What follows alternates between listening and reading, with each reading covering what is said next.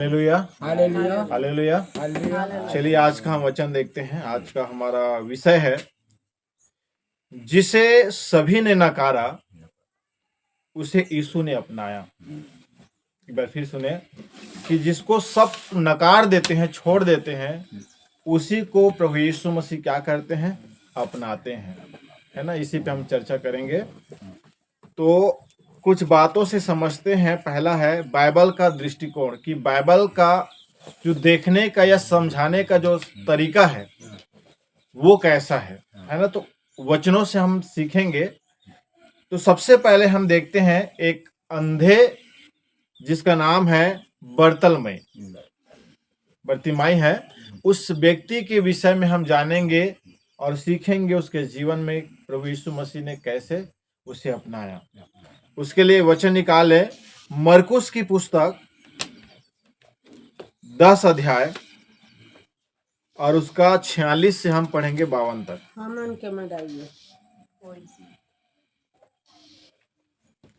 पृष्ठ क्रमांक है 6-9। क्या अध्याय का है? 10 अध्याय मरकुस की पुस्तक 10 अध्याय 46 से लेकर हम पढ़ेंगे 52 तक। पृष्ठ क्रमांक है 6-9 69। लिखा है, वे यरीहो में आए और जब वह और उसके चेले और एक बड़ी भीड़ यरीहो से निकलती थी, तब तिमाई का पुत्र बर्तिमाई एक अंधा भिखारी सड़क के किनारे बैठा था।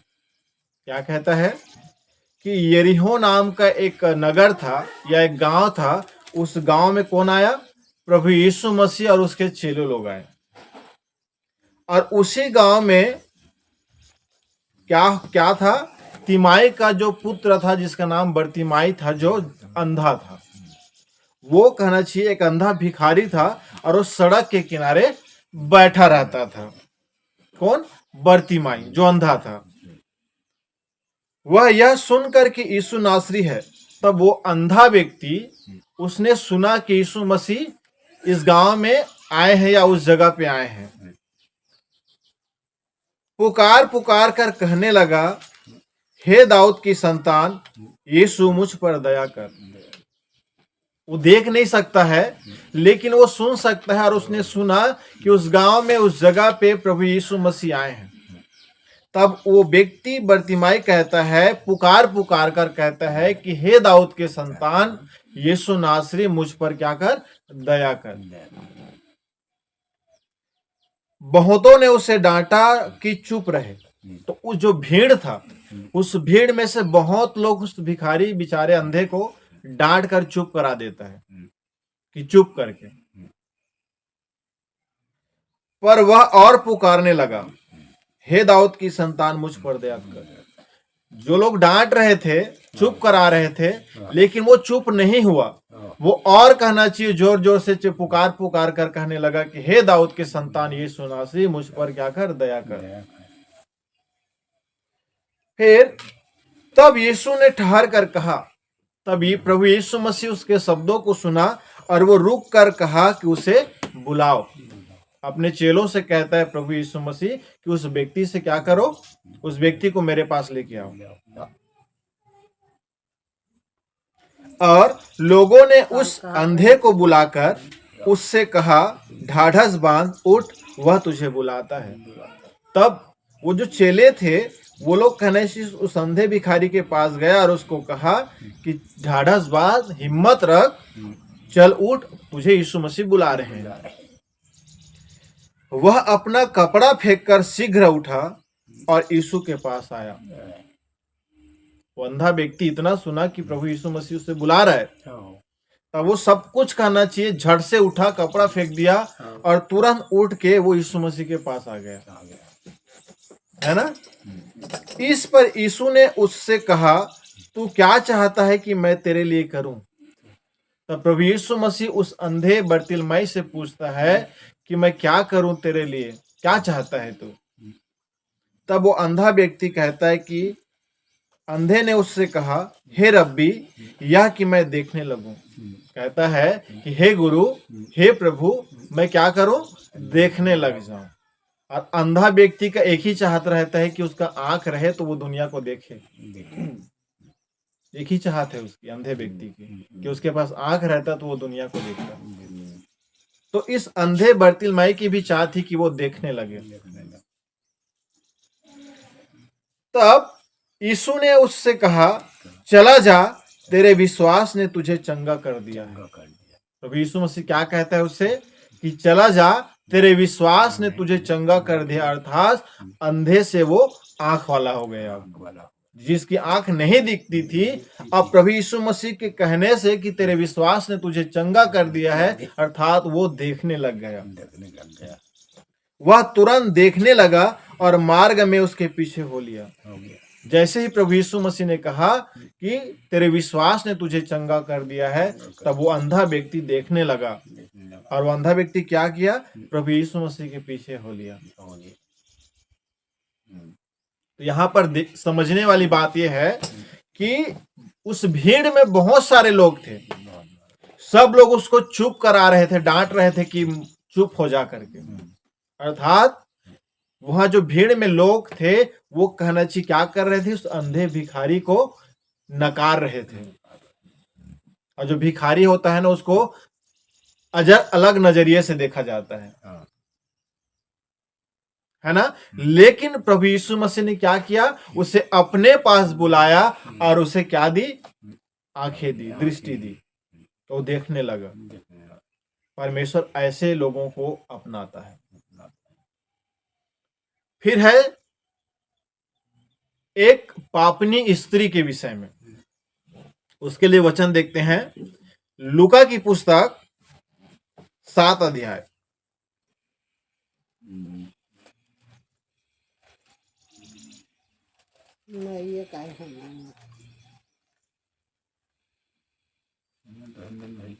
बाइबल नहीं पढ़ते कर वजह से नहीं जानते हैं।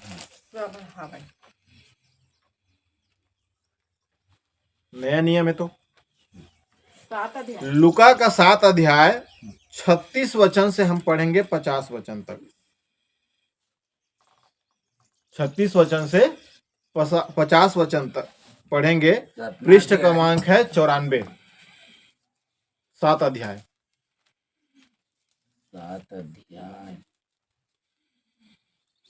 पढ़ते हैं, थोड़ा लंबा है। फिर किसी फरीसी ने उससे विनती की कि वह उसके साथ भोजन करे। अतः वह उस फरीसी के घर में जाकर भोजन करने बैठा। ये वह कौन है? एक फरीसी व्यक्ति प्रभु यीशु मसीह को अपने घर खाने के लिए न्योता देता है और प्रभु यीशु मसीह उसके घर खाना खाने जाते हैं और उसके चेले लोग भी जाते हैं। उस नगर की एक पापनी स्त्री यह जानकर कि वह फरीसी के घर में भोजन करने बैठा है, संगमरमर के पात्र में इत्र लाई। जब उस पापनी स्त्री को ये पता चला कि उस घर में प्रभु यीशु मसीह आए हैं, तो उसने क्या किया? संगमरमर का जो एक कहना चाहिए पात्र है, मतलब जिसमें इत्र रखा जा सकता है, उसमें इत्र लाई और उसके पांव के पास पीछे खड़ी होकर रोती हुई उसके पांव को आंसुओं से भिगोने और अपने सिर के बालों से पोंछने लगी। किसके पैर को? प्रभु यीशु मसीह के पैर को। वो जो पापनी स्त्री है वो रो रो के उसके पैर को धो रही है।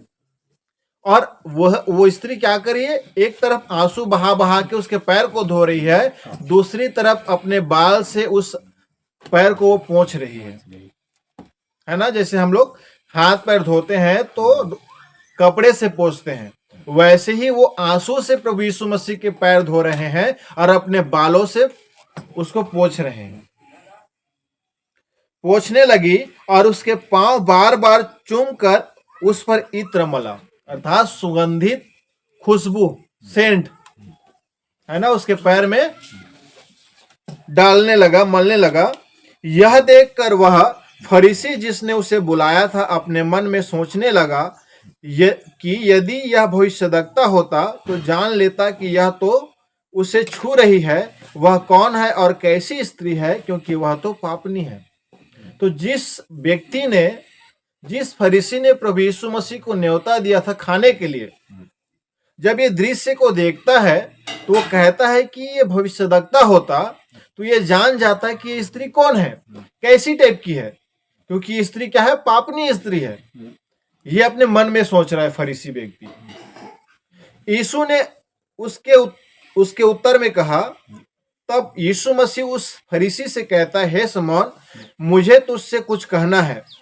वह बोला, हे गुरु, कह। किसी महाजन के 2 देनदार थे, एक 500 और दूसरा 50 दिनार का देनदार था।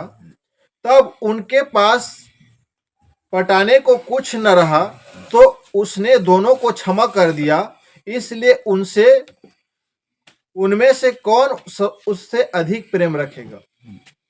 अर्थात 2 व्यक्ति को आप उधार दिए हो, या 2 व्यक्ति को आप उधार दिए, एक को 500 दिए, एक को 50 दिए हो। अब क्या किए कि अब दोनों व्यक्ति के कहना चाहिए उधारी को माफ कर दिए, 500 वाले को भी और 50 वाले को भी। तो आपसे ज्यादा प्रेम कौन करेगा, 50 वाला या 500 वाला? 500 वाला, क्योंकि उसका पूरा 500 माफी हो गया और उसका सिर्फ 50 माफी हुआ। तो यीशु मसीह दृष्टांत में समझाते हैं कि उसमें से कौन अधिक प्रेम रखेगा। शमौन ने उत्तर दिया, मेरी समझ में वह जिसका उससे अधिक छोड़ दिया। वो कहता है कि जिसका अधिक कर्जा माफ हुआ वो उससे ज्यादा प्रेम रखेगा। उसने उससे कहा, तब प्रभु यीशु मसीह, तूने ठीक विचार किया। प्रभु यीशु मसीह उस व्यक्ति से कहता है कि अच्छा सोचा है, अच्छा विचार है। और उस स्त्री की ओर फिरकर उसने शमौन से कहा, क्या तू इस स्त्री को देखता है? मैं तेरे घर में आया, परंतु तूने मेरे पांव धोने के लिए पानी तक नहीं दिया। क्या कहता है प्रभु यीशु मसीह उस फरीसी से? कहता है कि मैं तेरे घर में आया हूं खाने के लिए, लेकिन तूने हाथ पैर धोने के लिए पानी तक नहीं दिया है।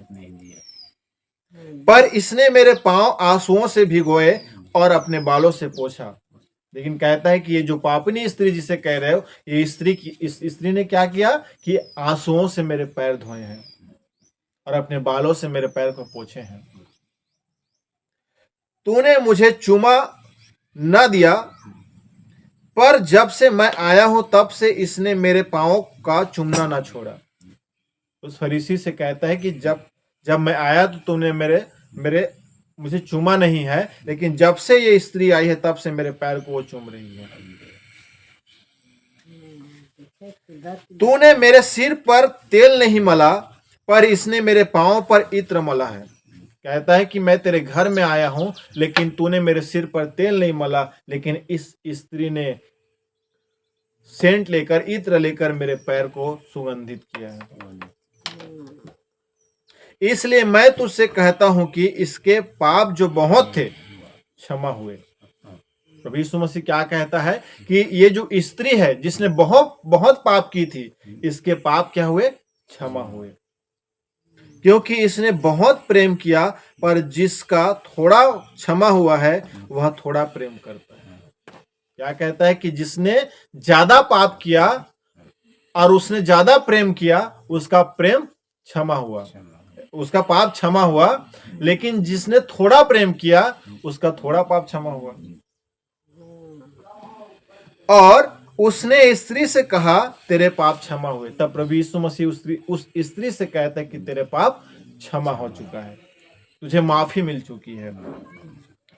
तब जो लोग उसके साथ भोजन करने बैठे थे वे अपने अपने मन में सोचने लगे, यह कौन है जो पापों को भी क्षमा करता है? पर उसने स्त्री से कहा, तेरे विश्वास ने तुझे बचा लिया है, कुशल से चली जा।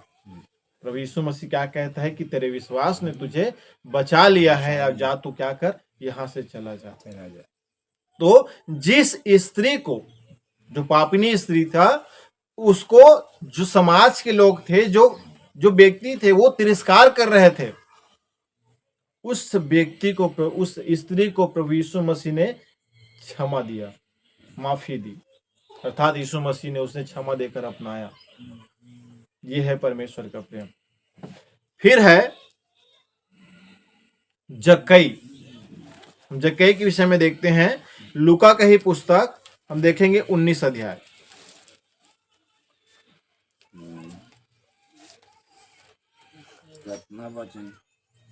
1 से 10 पढ़ेंगे।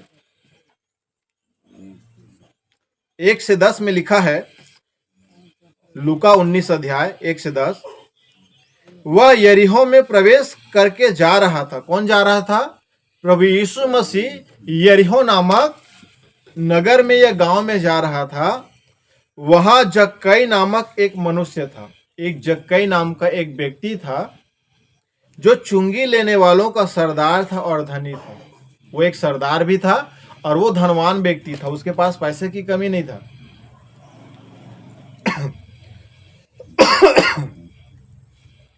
वह यीशु को देखना चाहता था कि वह कौन सा है, परंतु भीड़ के कारण देख ना सकता था क्योंकि वह नाटा था।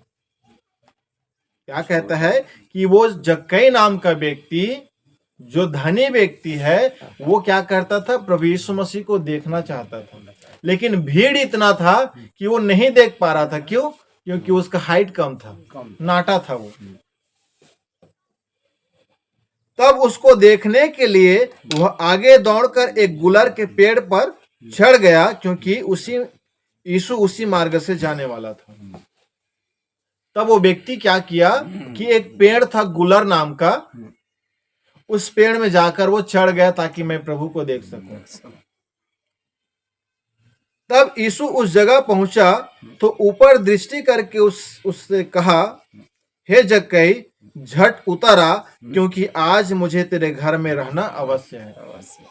जब प्रभु यीशु मसीह उस पेड़ के पास पहुंचा, तब जक्कई को देखकर कहता है कि जक्कई नीचे उतर आ, आज मैं तेरे घर में जाऊंगा।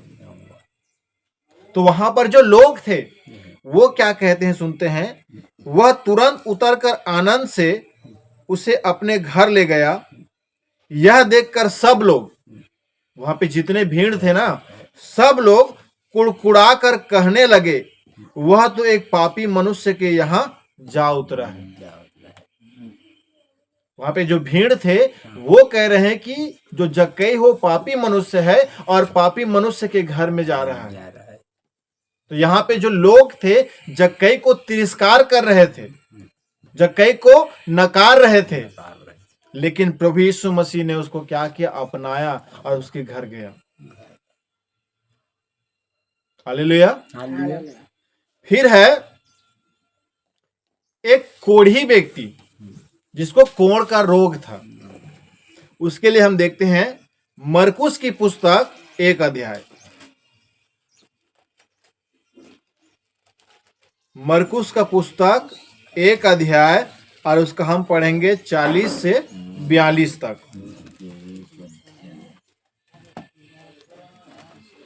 पृष्ठ क्रमांक है 53। 1 अध्याय, मरकुस 1 अध्याय 40 से 42 पढ़ेंगे। तो 40 में लिखा है, एक कोढ़ी उसके पास आया। किसके पास आया? प्रभु यीशु मसीह के पास एक कोढ़ी व्यक्ति आया जिसमें कोढ़ का रोग था। उससे विनती की और उसके सामने घुटने टेक कर उससे कहा, यदि तू चाहे तो मुझे शुद्ध कर सकता है। जो कोढ़ी व्यक्ति था वो प्रभु यीशु मसीह के पास आया और वो घुटना टेका और कहता है कि प्रभु यदि तू चाहेगा तो मुझे शुद्ध करता है इस कोढ़ के रोग से। उसने उस पर तरस खाकर हाथ बढ़ाया। तब प्रभु यीशु मसीह उस व्यक्ति से तरस खाया और अपना हाथ बढ़ाया और उसे छूकर कहा, मैं चाहता हूं कि तू शुद्ध हो जा। प्रभु क्या कहता है कि मैं चाहता हूं कि तू शुद्ध हो जा। आज हम समाज में देखते हैं कि अगर किसी व्यक्ति को कोढ़ हुआ रहता है तो उसे गांव से बाहर रखते हैं ना। जिस व्यक्ति को कोढ़ हो जाता है उस व्यक्ति से अलग रहते हैं, उसको गांव से बाहर रहने के लिए कहा जाता है, अर्थात छुआछूत की भाव आ जाता है। लेकिन प्रभु यीशु मसीह क्या कहता है कि मैं चाहता हूं कि तू शुद्ध हो जा। वो प्रभु यीशु मसीह के पास आया और प्रभु यीशु मसीह ने उसे अपनाया, उसे कोढ़ के रोग से शुद्ध किया। फिर 42 कहता है, और तुरंत उसका कोढ़ जाता रहा और वह शुद्ध हो गया। जैसे ही प्रभु यीशु मसीह ने कहा कि तू शुद्ध हो जा, तो वो उसका कोढ़ रोग ठीक हो गया, अर्थात प्रभु यीशु मसीह ने उसे अपनाया। ये है प्रभु यीशु मसीह का प्रेम, जिसे समाज के लोग तिरस्कार कर देते हैं, जिसे अपने घर वाले तिरस्कार कर देते हैं, ऐसे लोगों को परमेश्वर अपनाता है मेरे भाई। हालेलुया। अब देखते हैं, एक तरफ मानव का देखने का तरीका और एक तरफ परमेश्वर का देखने का तरीका या समझाने का या समझने का तरीका। समझते हैं। सबसे पहला, मनुष्य की देखने की या सोचने की या समझने की जो तरीका है वो क्या है कि इस संसार में रहते हैं तो लोग किसको पसंद करते हैं? ताकतवर रहता है उसको, पैसा वाला को, दौलत वाला को, जिसके पास रुतबा हो, ऐसे लोगों को क्या करते हैं? लोग देखना पसंद करते हैं, उसके साथ संबंध रखना पसंद करते हैं। लेकिन परमेश्वर क्या करता है? लेकिन परमेश्वर दिल को देखता है, वो मन को जांचता है। उसके लिए एक वचन देखें, पुराना नियम में है, पहला शमूएल की पुस्तक 16 अध्याय और उसका 7 पद। नहीं निकालेंगे तो मैं पढ़ देता हूं। 348 पृष्ठ है, 16 का 7 लिखा है, परंतु यहोवा ने शमूएल से कहा, न तो उसके रूप में दृष्टि कर और न उसके कद की ऊंचाई पर, क्योंकि मैंने उसे अयोग्य जाना है, क्योंकि यहोवा का देखना मनुष्य का सा नहीं है। यहोवा परमेश्वर मन जिस प्रकार मनुष्य देखता है, मनुष्य क्या देखता है? धन दौलत देखता है, रुपया पैसा देखता है, रुतबा देखता है। लेकिन परमेश्वर क्या देखते हैं? मन को देखते हैं। और वो कहता है कि मैं मनुष्य जिस प्रकार से सोच रखता है, जिस प्रकार मनुष्य देखता है, मैं वैसे नहीं देखता, क्योंकि मनुष्य तो बाहर का रूप देखता है, परंतु यहोवा की दृष्टि मन पर रहती है। क्या कहता है कि यहोवा परमेश्वर क्या कैसे देखता है? हमारे मन को, हमारे दिल को देखता है कि हम कितने साफ हैं, कितने स्वच्छ हैं। लेकिन संसार कैसे देखता है? मनुष्य कैसे देखता है? उसको धन दौलत चाहिए, उसको ताकतवर चाहिए। लेकिन परमेश्वर दिल और मन को देखता है मेरे को। हालेलुया। जिसे लोग योग्य नहीं समझते, उसी को परमेश्वर चुनता है और उपयोग करता है। जिसको पूरी दुनिया अलग छोड़ देते हैं, जिसको नकार देते हैं, उसी को परमेश्वर चुनता है और खड़ा करता है। जैसे कि दाऊद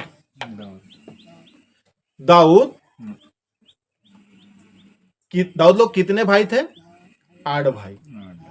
8 भाई में सबसे छोटा दाऊद है ना। और उसके जो बड़े जितने भाई थे, कोई पसंद नहीं करते थे उसको। लेकिन उसी व्यक्ति को परमेश्वर ने क्या बनाया? राजा बनाया। इजराइल का दूसरा राजा है वो। तो भाइयों ने उसे योग्य नहीं माना, परंतु परमेश्वर ने उसे राजा चुना। क्या किया? परमेश्वर ने दाऊद को राजा बना दिया। पूरे उसके परिवार के लोग, समाज के लोग, देश के लोग उसको पसंद नहीं करते थे, लेकिन परमेश्वर ने उसे राजा बना दिया। परमेश्वर ने उसे राजा बना दिया। अब एक और बात करते हैं, एक और उदाहरण बाइबल से। एक व्यक्ति का नाम है गिदोन, है ना। वो है इजरायलियों को मिदानियों के क्रूरता से इजरायली लोग परेशान थे। मतलब मिदानिया लोग क्या करते थे? इजरायलियों को सताते थे। तो परमेश्वर ने गिदोन को खड़ा किया। गिदोन एक ऐसा व्यक्ति जो अपने आप को कमजोर समझता था और अपने आप को निकम्मा समझता था। ऐसे व्यक्ति को परमेश्वर क्या करता है? खड़ा करता है। वो स्वयं को सबसे छोटा मानता था, लेकिन परमेश्वर ने उसे इज़राइल का उद्धारक बनाया। और उसने क्या किया? परमेश्वर ने गिदोन को खड़ा किया कि मिद्यानियों से इज़राइलियों को छुड़ाए। और जब गिदोन मिद्यानियों को लड़ने के लिए 32,000 सेना इकट्ठा करता है, लेकिन परमेश्वर कहता है कि ये बहुत लोग हैं, तो क्या करो, उनमें छांटो। और छांटने पे 300 लोग इकट्ठा किए। 32,000 में 300 योद्धा तैयार हुआ छांटने के बाद, और वही योद्धा मिद्यानियों के सेना से लड़ाई लड़े और उन्हें इजरायलियों को आजाद कराया। और 40 वर्षों तक परमेश्वर ने इजराइल में शांति दी। वो अलग बात है बाद में कि गिदोन के वजह से ही करना चाहिए, बाद में इजराइल लोग पाप में फिर डूबे। लेकिन परमेश्वर ने गिदोन को क्या किया? जो अपने आप को कमजोर समझता था, निकम्मा समझता था, उसी गिदोन को परमेश्वर ने क्या किया? इजराइल का उद्धारक बनाया। और 40 वर्ष तक क्या किया? परमेश्वर इजराइल पर शांति बनाए रखा, सिर्फ गिदोन की वजह से। हालेलुया। फिर देखते हैं यीशु का प्रेम और दया। यीशु का प्रेम और दया, वह केवल धार्मिक और बड़े लोगों के लिए नहीं आए। हमारा प्रभु यीशु मसीह जो धार्मिक लोग हैं उसके लिए नहीं आए थे वो, और जो बड़े लोग हैं उसके लिए नहीं आए थे। प्रभु कहता है बल्कि गरीबों, बीमारों और पापियों के लिए आए हैं। प्रभु यीशु मसीह किसके लिए आए? जो गरीब हैं, जो लाचार हैं, जो बीमारी से हैं, जिसने पाप किया है, प्रभु यीशु मसीह उसी लिए आया ताकि उसके पाप क्षमा करे, उसकी बीमारी से उसे ठीक करे, उसकी गरीबी से उसे ठीक करे। प्रभु यीशु मसीह इसलिए आया। वचन देखते हैं मत्ती की पुस्तक 9 अध्याय। मत्ती की पुस्तक 9 अध्याय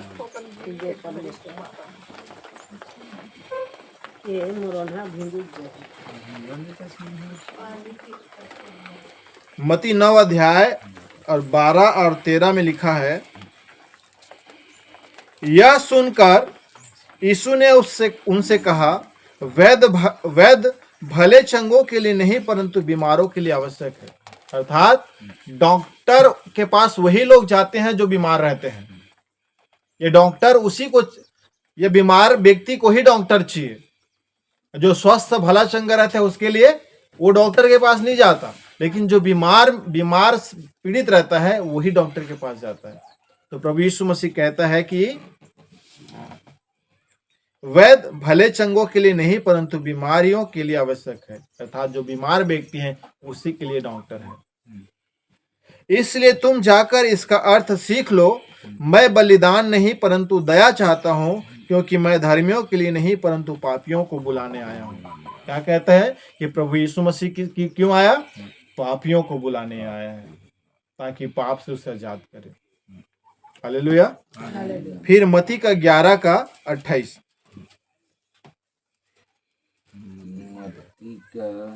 मत्ती का 11 का 28 में लिखा है, हे सब परिश्रम करने वालों और बोझ से दबे हुए लोगों, मेरे पास आओ, मैं तुम्हें विश्राम दूंगा। प्रभु क्या कहते हैं कि जो परिश्रम कर रहे हैं, जो पाप में स्ट्रगल कर रहे हैं, जो बीमारी में, गरीबी में संघर्ष कर रहे हैं, ऐसे लोगों को कहता है कि मेरे पास आओ, मैं तुम्हें क्या दूंगा? शांति दूंगा। हालेलुया। फिर आज हमारे लिए संदेश, तो आज बाइबल हमारे लिए क्या संदेश देता है ना? तो यदि आप अस्वीकार किए गए हैं तो याद रखें कि परमेश्वर प्रभु यीशु मसीह आपको अपनाते हैं। चाहे आपको परिवार छोड़ देगा, चाहे आपको समाज छोड़ देगा, चाहे आपकी निजी जो है वो भी छोड़ देंगे, लेकिन प्रभु यीशु मसीह आपको अपनाएंगे। जिस प्रकार उसने दाऊद को राजा बना दिया, जिस प्रकार उसने गिदोन को इजराइल का उद्धारक बना दिया, जिस प्रकार अंधे बर्तिमाई को अपनाया, जिस प्रकार उसने पापनी स्त्री को अपनाया, जिस तरीके से उसने कोढ़ी को अपनाया, जिस तरीके से जक्कई को अपनाया, उसी प्रकार परमेश्वर प्रभु यीशु मसीह आपको और मुझे अपनाते हैं। मेरे को यदि आप स्वयं को अयोग्य नहीं मानते, यदि आप स्वयं को योग्य नहीं मानते, यीशु आपको योग्य बनाते हैं। अगर आप अपने आप को कमजोर कहते हैं तो परमेश्वर आपको ताकतवर बनाता है। आप अपने आप को निकम्मा समझते हैं तो परमेश्वर आपको योग्य बनाता है। यदि आपको लोग नजरअंदाज करते हैं तो यीशु आपको अपनी आंखों का तारा बनाते हैं। जब लोग आपको क्या करते हैं, अनदेखा करते हैं, नजरअंदाज करते हैं, तब यीशु क्या करते हैं, अपनी आंख का तारा हमें बनाता है। हमें भी यीशु जैसा बनना है, दूसरों को अपनाना है, चाहे वो कमजोर हो, गरीब हो या अस्वीकार किए गए लोग हो। हमें किसको अपनाना है? धनवान को नहीं अपनाना है। हमें उस व्यक्ति के लिए मदद करनी है जो कमजोर है, जो गरीब है, जो अस्वीकार किए गए हैं, चाहे वो परिवार से हो, चाहे सामाजिक हो, जिसको सब ठुकरा देते हैं। ऐसे लोगों को हमें अपनाना है, क्योंकि प्रभु यीशु मसीह ने ऐसे लोगों को अपनाया था। हालेलुया। फिर है व्यवहारिक अनुप्रयोग। अपने आसपास ऐसे लोगों को ढूंढे जिन्हें लोग तिरस्कृत करते हैं, चाहे वो गरीब हो, अकेले हो, असहाय हो। ऐसे लोग अगर दिखते हैं तो आप उनकी मदद करें, है ना। याद रखें, जब हम नकारे हुए लोगों को अपनाते हैं तब वास्तव में यीशु के स्वरूप स्वभाव को जीते हैं। जिस तरीके से प्रभु यीशु मसीह ने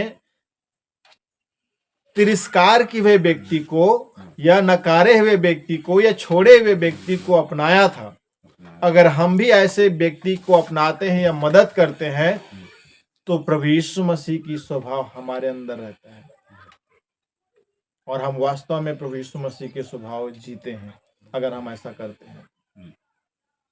आज हमने क्या देखा? जिसे सभी ने नकारा, हमारे प्रभु यीशु मसीह क्या करते हैं? उसको अपनाते हैं। तो इस वचन के साथ परमेश्वर आप सबको बहुत आशीष दे। आमीन।